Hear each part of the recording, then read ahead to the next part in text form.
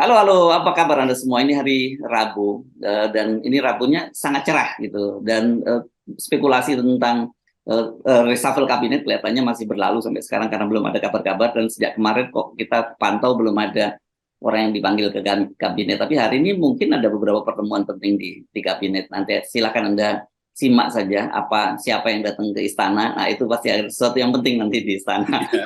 Gitu ya, Bung Rocky ya. Dan kita akan update, itu ada kejutan besar nih Bung Rocky dalam ini awal-awal pertandingan awal masih grup ya Piala Dunia. Argentina tersingkir 2-1, kalah 2-1 lawan Arab Saudi. Nah, bayangkan, dan kemudian Raja Arab Saudi langsung memberikan libur 1 hari untuk seluruh rakyat Arab Saudi. Ya itulah akibatnya kalau Argentina terlalu mengeluk-elukkan Messi, kan di situ ada Messi itu. Jadi dianggap Messi itu akan jadi vote getter, kira-kira begitu kan. Atau Mesia. Atau Mesia. Iya, jadi Messi dia situ. Kan ini kan ini soal mengkultuskan seseorang itu. Ya. Messi dikultuskan, nanti Argentina akan dapat coattail effect dari Messi itu kan. Itu soalnya tuh. Dan seringkali politik juga begitu. Seringkali seseorang tuh dijagoin, padahal kultus itu bahaya tuh. Jadi kelihatannya itu yang terjadi di Argentina. Kita belajar bahwa tim itu bukan mengandalkan satu orang, apalagi mengkultuskan tuh. Messi bisa dianggap sebagai Mesia atau apapun yang dibayangkan. Lalu karena dia berambisi, Argentina berambisi ngalahin Iran, maka dihajar terus tuh Iran, gol terus ke arah gol, tapi kan dianulir semua kan golnya karena banyak yang offside. Nah, demikian juga ini Arab Saudi ya, maksudnya. Ya. Iya, gol ke arah Arab Saudi dianulir karena banyak yang offside. Demikian juga politik kita hari ini itu banyak yang offside sebetulnya, walaupun udah dieluk-elukkan oleh seseorang. Jadi pelajarannya jangan percaya pada kekuatan seseorang yang dieluk-elukkan doang itu. Percaya pada tim, itu pentingnya tuh. Jadi sama aja kita bicara pilpres di Indonesia, ada yang dikultuskan tapi ternyata nggak punya kemampuan itu. Nah, begitu yang terjadi sehingga berantakan tim itu kan. KIB udah berantakan, sekarang Argentina. Gerindra dan PKB juga udah berantakan. Itu nasib politik kita itu sama seperti Argentina. Di awal berambisi, tapi akhirnya kacau koordinasi timnya. Kenapa kita ngomong politik? Orang kita ngomongin sepak bola dunia, tapi memang ini kejutan besar kan, karena Arab Saudi bisa menang 2-1 dan Messi Mesti yang komentarin ini Pak Lanyala, karena Pak Lanyala kan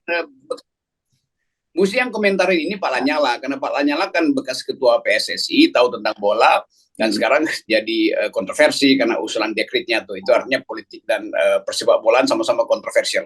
Yes. Oke, tapi sebelum kalau gitu kita ngomongin aja dong soal pilpres ya. Dan tapi sebelum kita ngomongin pilpres, saya kira kita mesti update ya data terakhir kemarin dari Cianjur itu, angkanya seperti kita prediksi memang tembus di atas 200 orang. Dan jadi BNPB, kita pegang aja BNPB karena sekarang katanya mereka minta agar rujukan datanya kepada mereka. Itu 268 orang yang tewas. Itu tadi malam ya, Bung Rocky. Mungkin pagi ini kita berharap tidak ada pertambahan. Tetapi kita tahu bahwa banyak sekali diperkirakan yang mereka masih terjebak dan masih keterbatasan alat berat. Itu sekarang para relawan kita sedang berjuang menggunakan alat-alat manual saja. Jadi mudah-mudahan mereka para relawan itu tetap diberi kesehatan dan mereka yang masih terjebak bisa diselamatkan.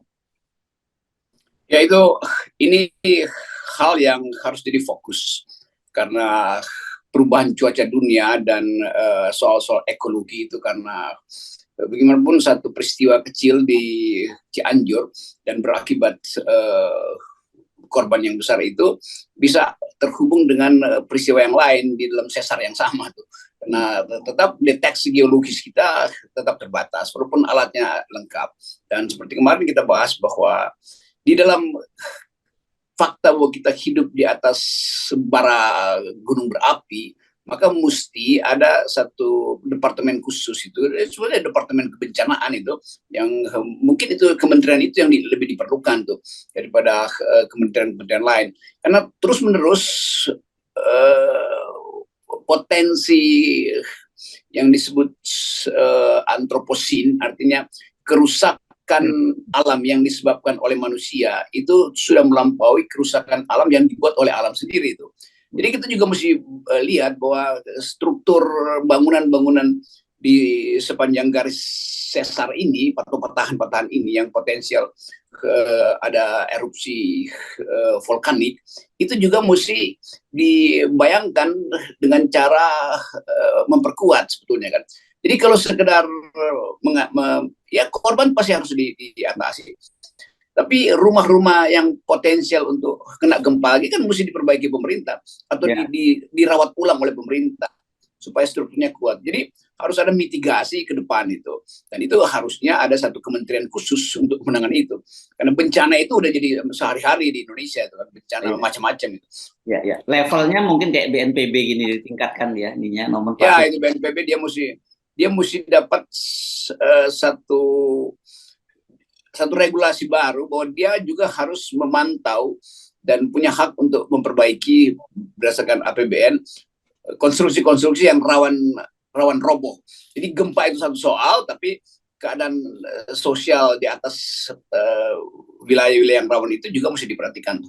Yes, ini gagasan menarik itu. Tapi kita sekarang tinggalkan itu dengan doa dan tutup hati kita bersama dengan warga Cianjur. Kita pindah topik ya, Bung Rocky, ke tadi yang kita singgung. Ini ada tanda-tanda bahwa koalisi Gerindra dan PKB ini berantakan gitu. Padahal kan kita seperti dikatakan oleh Sekjen Gerindra, mereka ini sudah punya semacam komitmen atau perjanjian pada tanggal 13 Agustus lalu bahwa mereka akan berkoalisi, dan memang ini dari sisi presidensial threshold 20% sudah memenuhi kuota itu, Pak Prabowo sebagai calon presidennya dan Pak Caimin sebagai wakil presidennya. Tapi belakangan Caimin ngotot bahwa dia dimandatkan oleh PKB itu untuk menjadi presiden, bukan calon presiden. Nah, sebenarnya ada tanda-tanda apa ini? Kok tiba-tiba ini jadi berantakan? Bahkan kemudian muncul belakangan itu usulan agar Prabowo berpasangan dengan Ganjar Pranowo. Ya, di mana-mana perkawinan paksa itu potensial untuk bubar, kan gampang aja tuh. Dan kita tahu bahwa nggak ada perkawinan yang sehat di dalam politik Indonesia. Yang disebut koalisi itu kan ya tukar tambah waktu, tukar tambah momentum aja tuh. Ada momentum tiba-tiba koalisi itu. Padahal substansinya nggak dibayangkan itu. Dan udah berkali-kali itu terjadi. Dulu juga apa namanya ada Golkar Jokowi Gojo itu kan, yang juga seolah-olah kalau ada Gojo, Golkar dan Jokowi itu artinya PDIP dan Golkar bisa saling menambahkan suara pada Jokowi itu dengan maksud supaya Erlangga bisa ikut di dalam jadi wakil presiden misalnya kan. Padahal orang menganggap bahwa politik itu adalah ide dari setiap orang tuh, bukan sekedar ada warna di atas lalu akan terjadi persesuaian tuh. Sama juga Gerindra dan PKB seolah-olah karena dua tokoh itu bersatu maka rakyat di bawah juga ikut bersatu tuh. Tapi Caimin juga akhirnya balik pada prinsip yang benar bahwa dia itu dicalonkan jadi wakil presiden, jadi presiden bukan jadi wakil presiden tuh. Maka ya hormati dulu keputusan partainya kan. Jangan langsung tiba-tiba itu kita udah sepakat saya jadi wapresnya. Itu bagaimana? Dari awal kita tahu bahwa persepakatan Gerindra dan PKB itu persepakatan antara figur Prabowo dengan Caimin dan dua-duanya punya kepentingan tuh. Jadi ini bukan kepentingan mematangkan demokrasi, tapi ini semacam ya saling cari celah untuk mendongkrak elektabilitas saja tuh. Jadi nggak ada ide seperti di belakang itu. Jadi bagus kalau Caimin harusnya pulih akal sehatnya bahwa dia itu dicalonkan oleh partainya untuk jadi presiden, bukan untuk jadi wapres tuh. Dan itu juga harus berlaku pada partai-partai yang lain yang lagi kasakusuk. Jadi sekali lagi itu pasti gak akan sehat kalau dasarnya bukan kejujuran tuh.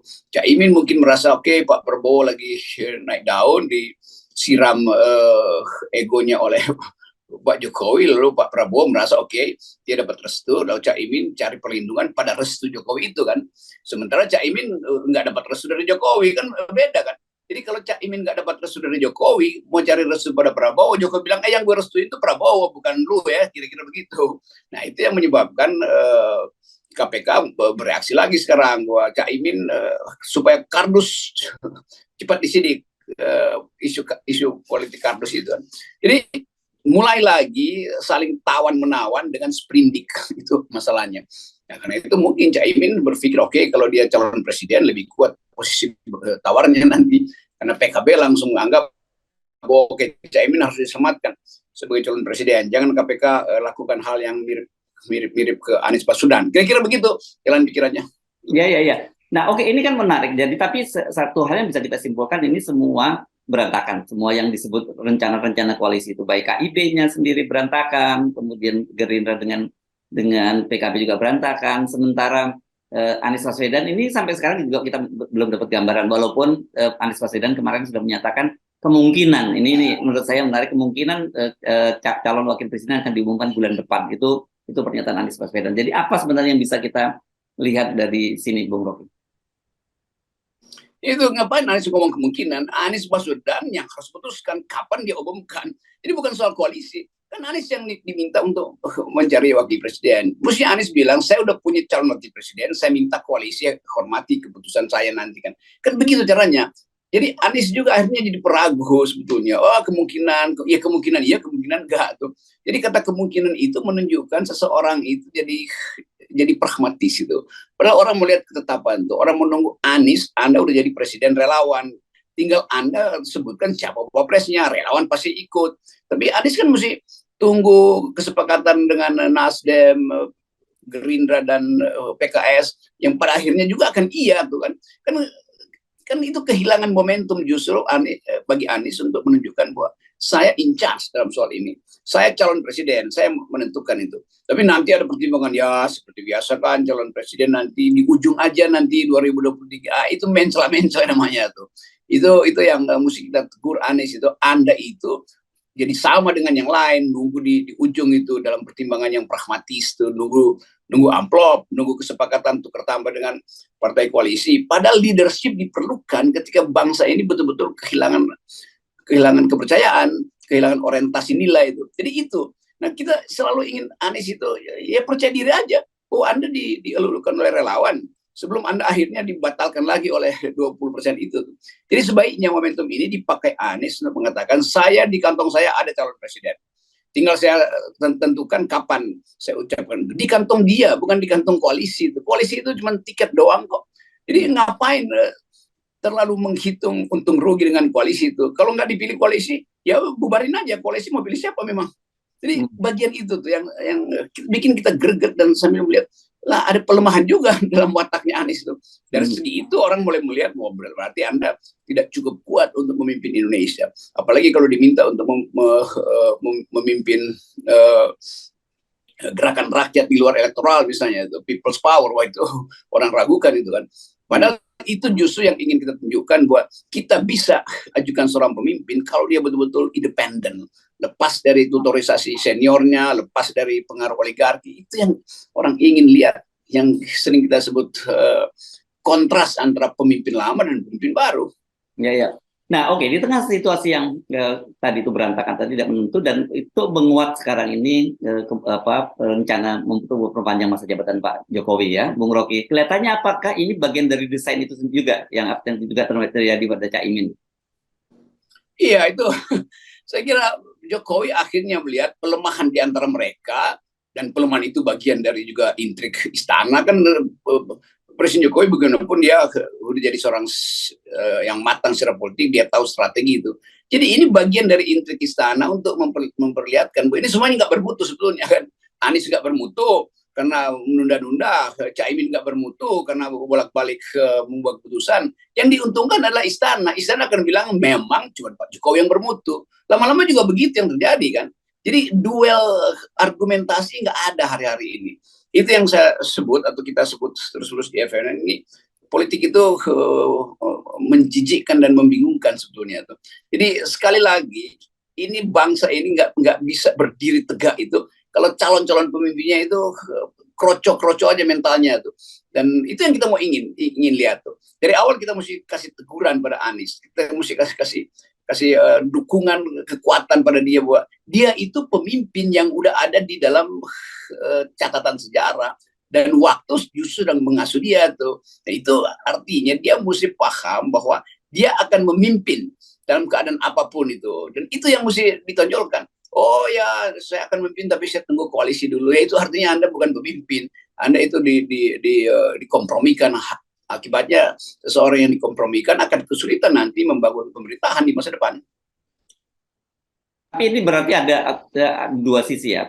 Satu, kalau memang terjadi pelemahan itu berarti akan menguat kembali soal perpanjangan. Tetapi di satu sisi memang ada upaya-upaya dari istana untuk membuat terjadi pelemahan, dan itu menjadi justifikasi untuk memperpanjang masa jabatan.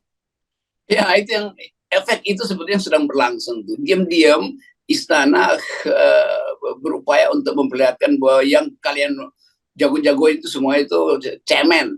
Dan tim Pak Jokowi sekarang lagi riset bagaimana supaya ide perpanjangan masa jabatan itu betul-betul datang dari keadaan yang memang nggak ada alternatif kan. Jadi kenapa orang seperti Pak Lanyala misalnya mulai berpikir begitu? Ya mungkin dia lihat bahwa ya memang ada alternatif. Dia sendiri juga mungkin bukan alternatif, karena itu dia menunggu momentum aja tuh Pak Lanyala. Tetapi kita membalikkan bangsa ini pada upaya untuk membersihkan. Udah bagus dari awal DPD mengatakan ya kita harus hentikan wacana perpanjangan presiden. Kita ingin agar supaya undang-undang dasar versi asli itu dijadikan patokan, jadi kembalikan dulu supaya kita bisa hitung ulang, jangan dilakukan penyempurnaan tapi bagian-bagian utama filosofi dari bangsa ini dilupakan. Karena itu kita hanya boleh lakukan addendum atau adenda kalau mau jamak itu. Jadi hal-hal semacam itu tuh bahkan kita bisa tingkatkan, bikin aja referendum tuh.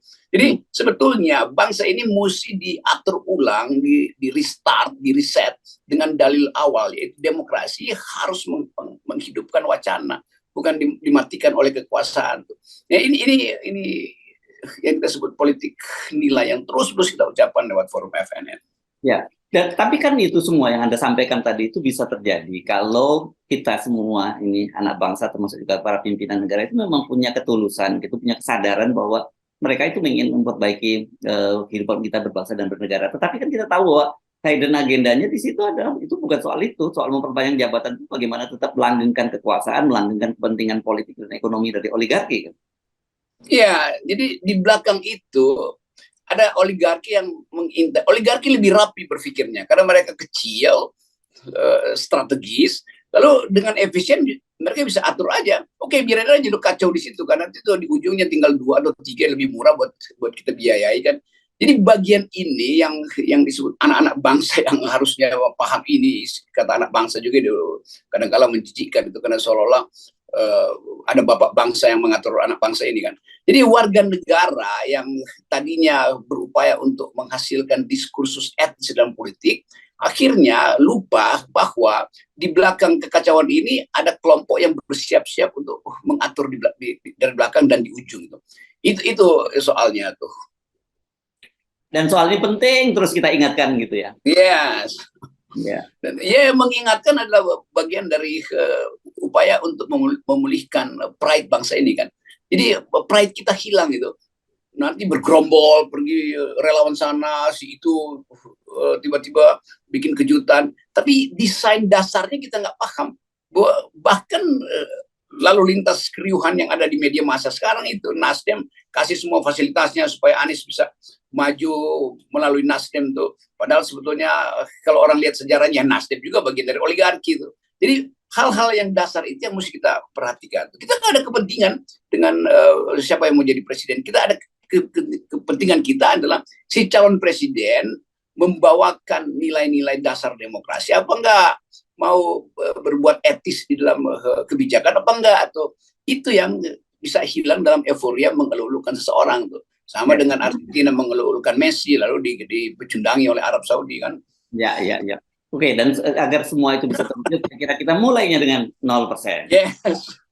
Thank you. 0 is 0.